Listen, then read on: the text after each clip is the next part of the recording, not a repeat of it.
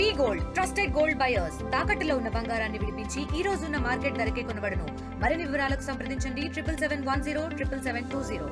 CIA event Andhra Pradesh హిస్టరీలోనే ఒక పెద్ద mile స్టోన్గా మారింది. అనుకున్న దానికంటే ఎక్కువ ఇన్వెస్ట్మెంట్ వచ్చింది. ప్రస్తుతం మనతో పాటు ఐఎంపీఆర్ మినిస్టర్ కొలుసు పార్థసారథి ఉన్నారు. ఆయనతో మాట్లాడుతుంది. సార్, అనుకున్న దానికన్నా ఎక్కువ ఇన్వెస్ట్మెంట్ ఏపీకి తీసుకొచ్చారు, ఎలా అనిపిస్తుంది?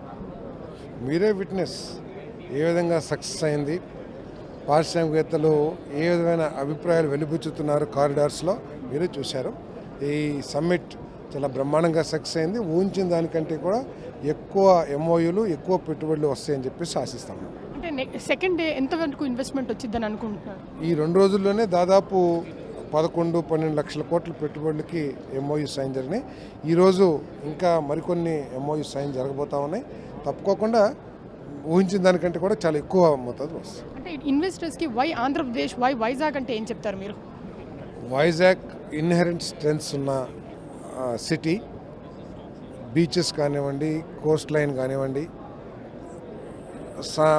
సహజ వనరులు కానివ్వండి, ఇక్కడ ఎక్కువగా ఉన్నాయి.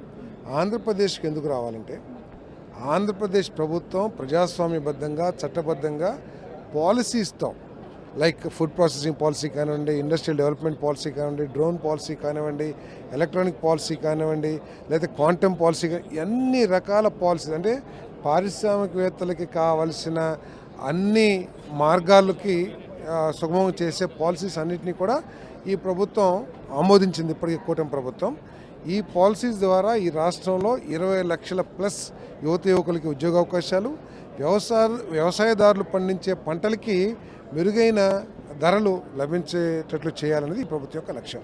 ఐటీ సెక్టార్లో, ఎనర్జీ సెక్టార్లోనే ఎక్కువ ఇన్వెస్ట్మెంట్ వస్తున్నాయి. ఎందుకు? దీని కారణం ఏంటంటే ఇక్కడ ప్రభుత్వం యొక్క పాలసీస్ కానివ్వండి, ఈ రాష్ట్రంలో అందుబాటులో ఉన్న స్కిల్డ్ హ్యూమన్ రిసోర్సెస్ కానివ్వండి, దాని మూలంగా ఐటీ వస్తూ ఉంది. తర్వాత సహజ వనరులు ఈ రాష్ట్రంలో ఎక్కువగా ఉన్నాయి కాబట్టి ఈ రెన్యూబుల్ ఎనర్జీలో ఎక్కువగా పెట్టుబడులు వస్తాయి. గత ప్రభుత్వ హయాంలో కూడా సిఐఏ ఈవెంట్ జరిగింది. ఈ ప్రభుత్వ హయాంలో కూడా సిఐఏ ఈవెంట్ జరుగుతుంది. ఈ రెండు ప్రభుత్వాలకు డిఫరెన్స్ ఏమిటి? ఆ ప్రభుత్వం ఏమో విధ్వంసంతో ప్రజావేదికను కూల్చివేయడంతో పరిపాలన ప్రారంభించింది.